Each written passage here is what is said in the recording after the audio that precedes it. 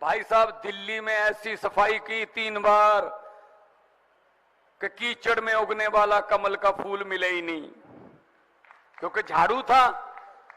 झाड़ू सफाई करता है, कमल कीचड़ में उगता है।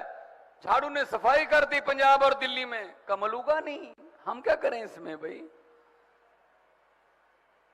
ये कहने के लिए आपके पास आया हूं, कितनी देर इनको परखोगे, कितनी बार इनको परखोगे? 1 बार, 2 बार, 10 बार, 5 बार, बस करो यार। 3 पीढ़ियां खा गए हमारी, हमारा बचपन खा गए, हमारी जवानी खा गए, हमारा बुढ़ापा खा गए। कब तक इनके हाथों से लुटोगे? बदल के देख लो। वो अगर कोई बीमार हो जाए, हम उसके घर पे जाते हैं पता लेने, बेटे का क्या हाल है?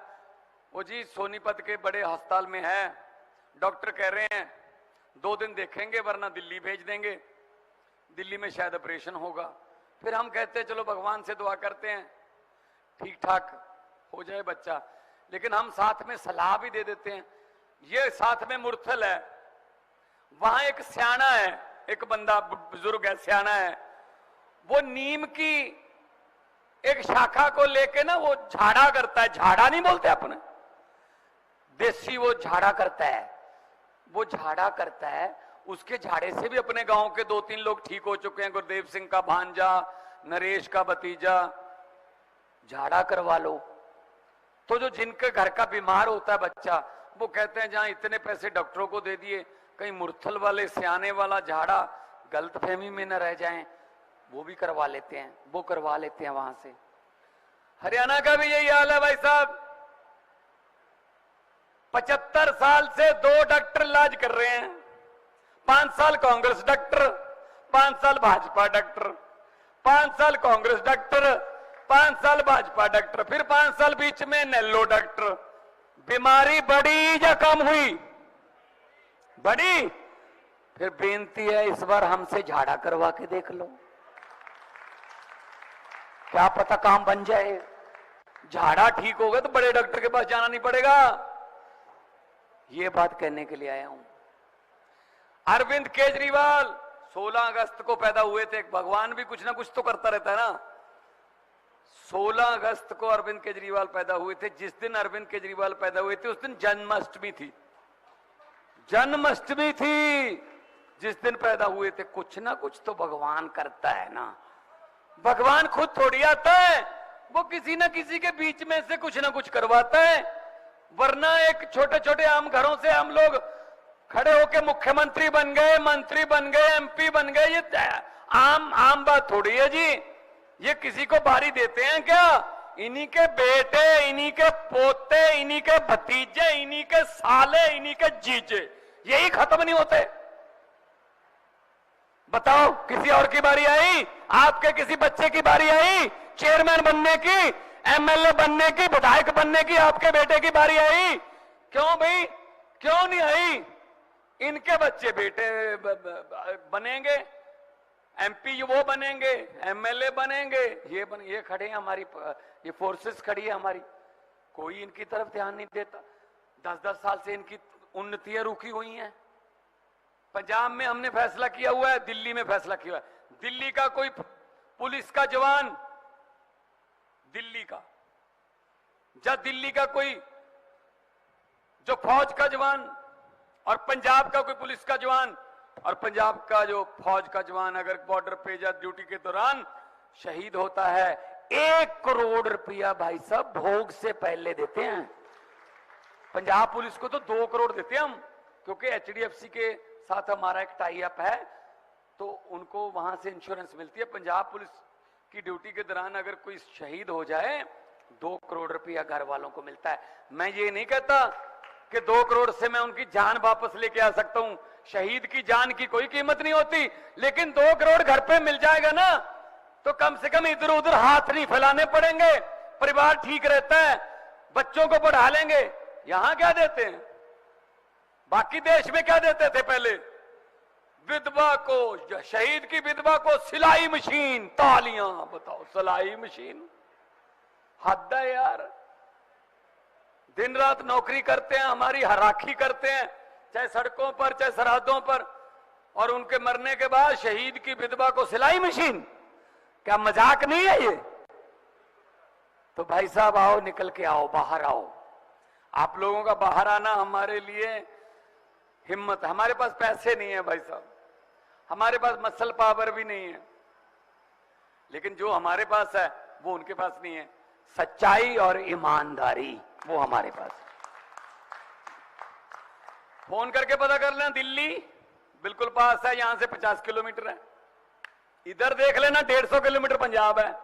फोन करके पता कर लेना बिजली के बिल कितने आते हैं। 90% पंजाब को पिछले 2.25 साल से, 2.5 साल हुए गवर्नमेंट बने हुए, पिछले 2.25 साल से 90% पंजाब को जीरो बिल आ रहा है भाई साहब, जीरो बिल। इधर भी जीरो बिल आ रहा है दिल्ली में, इधर भी जीरो बिल आ रहा है पंजाब में। भाई हरियाणा ने क्या कसूर कर दिया? हरियाणा क्या क्या कसूर है भाई? कसूर नहीं। अब आपके पास, पहले आपके पास रास्ता नहीं था असल में, एक को हरा के दूसरे के पास, दूसरे के तंग होके फिर एक पहले के पास। अब बदलने का टाइम आ गया, अब झाड़ू चलाने का टाइम आ गया। और इनसे डरना नहीं है। ये आपके पास आएंगे अभी पैसे लेके। मुझे पता चला है कि वो कहते हैं भगवंत मान केजरीवाल जितनी मर्जी रैलियां कर लें, लेकिन हम पैसे देते हैं, हमारे पास पैसे बहुत हैं और हम वोट खरीद लेते हैं। मेरी हाथ जोड़ के बेनती है सोनीपत वालों, जहां जहां भी रिश्तेदारों, दोस्तों, मित्रों को फोन करके बोल देना, अगर ये पैसे देने आए मना मत करना। लक्ष्मी नहीं मोड़ते, लक्ष्मी आनी चाहिए घर में, क्योंकि आप ही के तो पैसे हैं। इनने कौन सा नरमा बीजा है?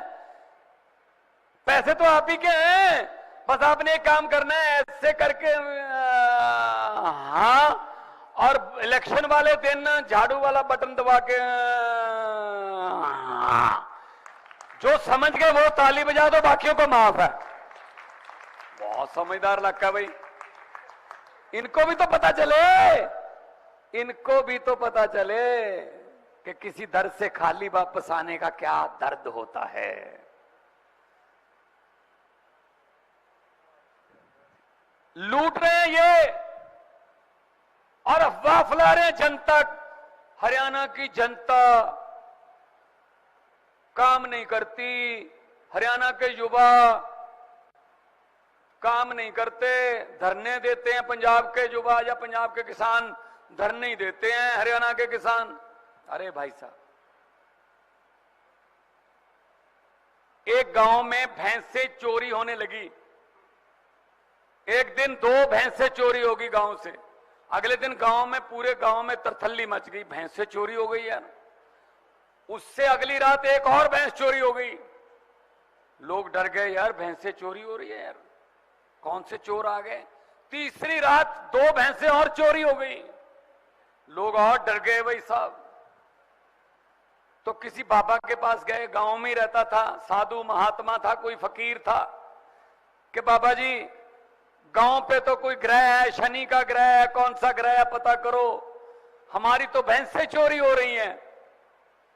तो बाबा जी ने कहा कोई बात नहीं, पूरे गांव में ना स्पीकर में बोल दो, 4 बंदे एक चादर पकड़ो, चारों कूंज उसके चारों कोने पकड़ो, 4 बंदे एक चादर को लेके ऐसे ओढ़ के खड़े हो जाओ, नीचे से पूरा गांव गुजरेगा और जिस बंदे ने भैंसें चोरी की होंगी, जैसे ही वो चादर के नीचे से गुजरेगा उसको दिल का दौरा आ जाएगा, वहीं पे मर जाएगा। गांव वालों ने पूरे अनाउंसमेंट कर दी। याद रखना ये मेरी बात कि भगवंत मान आया था सोनीपत में कि चलो जी चादर के नीचे से गुजरना है। गांव के 4 मोतबर बंदों को चादर पकड़ा दी। चारों बंदे ऐसे चादर ओढ़ के अपना अपना कोना पकड़ के खड़े हो गए। पूरे गांव के आदमी चादर के नीचे से निकल गए, कोई नहीं मरा। औरतें निकाल दी चादर के नीचे से, कोई नहीं मरी। चलो कहते बच्चों को भी निकालो, बच्चे भी निकाल दिए गांव के, कोई नहीं मरा। पूरा गांव चद्दर के नीचे से निकल गया, कोई भी नहीं मरा। पता क्यों सोनीपत वालों? मरता कैसे? जो भैंसे चुराते थे वो तो चद्दर पकड़ के खड़े थे चारों। चोरों के पास तो चद्दर थी, मरता कौन?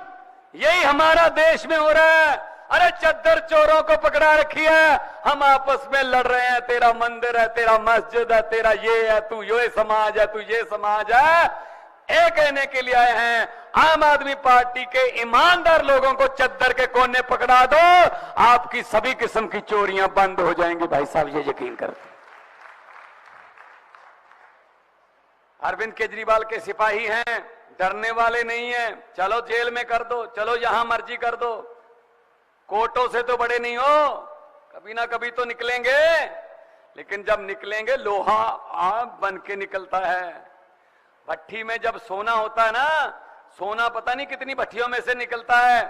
दे लो भट्टियों में, हमें सोना बन के निकलेंगे। पब्लिक हमारे साथ है, अगर जनता हमारे साथ है, इससे बड़ा खजाना और कोई हो नहीं सकता। हुकूमत वो करते हैं जिनका दिलों पर राज होता है। यूं कहने को तो मुर्गे के सर पे भी ताज होता है। सो भाई साहब आइए, निकल के बाहर आइए, अपने बच्चों के लिए निकल के बाहर आइए। दिल्ली के सरकारी स्कूल अच्छे हो गए। दिल्ली के सरकारी स्कूल में पढ़ के बच्चों को बड़ी बड़ी नौकरियां मिल रही हैं, तो हरियाणा के स्कूल अच्छे क्यों नहीं हो सकते? पंजाब के स्कूल अच्छे हो रहे हैं, तो हरियाणा के क्यों नहीं हो सकते? पंजाब में 43,000 नौकरियां मिल गई, हरियाणा में क्यों नहीं मिल सकती? पंजाब में और दिल्ली में बिजली माफ है, तो हरियाणा में क्यों नहीं हो सकती? सब कुछ हो सकता है अगर नीयत अच्छी हो, नीयत अच्छी हो। अब भाई साहब पहले तो कहते थे तो डबल इंजन है, हरियाणा को कहा था ना कि डबल इंजन है, एक मोदी है, एक खट्टर है। बीच में से भाई साहब खट्टर खटारा बन के इंजन बदल दिया। अब तीसरा इंजन लेके आए हैं। और भाई साहब ना हरियाणा को ना देश को डबल इंजन नहीं चाहिए, नया इंजन चाहिए, नया इंजन, लेटेस्ट इंजन। ये बात करने आपने इतना मान सम्मान दे रहे हो। और हरियाणा में अभी पेहवा से आ रहा हूं, इसके बाद मेरी कैथल के पास एक रैली है। हर रोज जहां जहां ड्यूटी लगेगी जाएंगे। और हरियाणा में तो वैसे भी रिश्तेदारी है, पेहवा में तो रिश्तेदारी है। और पेहवा वालों ने आज इतना मान सम्मान दिया, मैंने कहा जी ऐसी बात नहीं है। वो पुराने वाली बात होती थी कि दामाद आया है तो पूरा गांव उसके लिए बना रहा होता था रात्रि भोज, ये वो। आजकल इज्जत बची रहे वही ठीक है। आजकल फुफ्फा की वो कीमत नहीं है जो पहले होती थी। तो मैं तो ये कहूंगा कि अपने अपने बच्चों को पढ़ाइए, उनको नौकरी दिलवाइए। वो लोग आपके बच्चे गरीबी खत्म कर सकते हैं आपके घर की।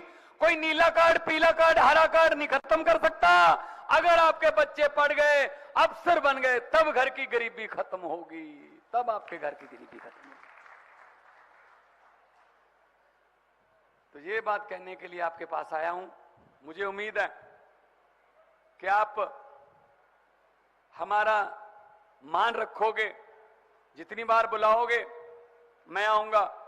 और जितना आपने मान सम्मान, इतनी गर्मी में आप इतना माएं बहनें आई हुई हैं, और इनका आना बहुत ज्यादा अच्छा है, संकेत है।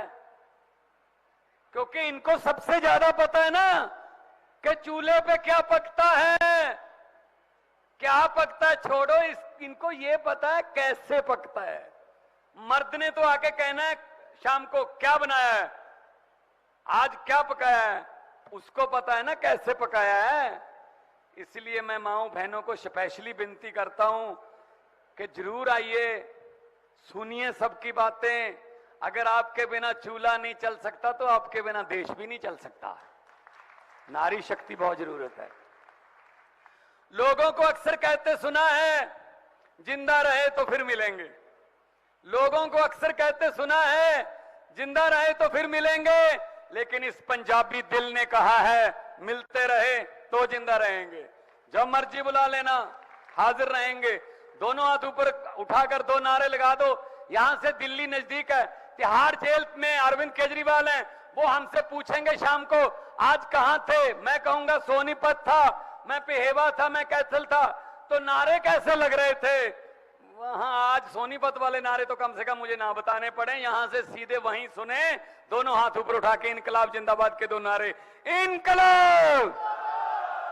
थोड़ा सा और बस दिल्ली टपा दो, इनकलाब, इनकलाब।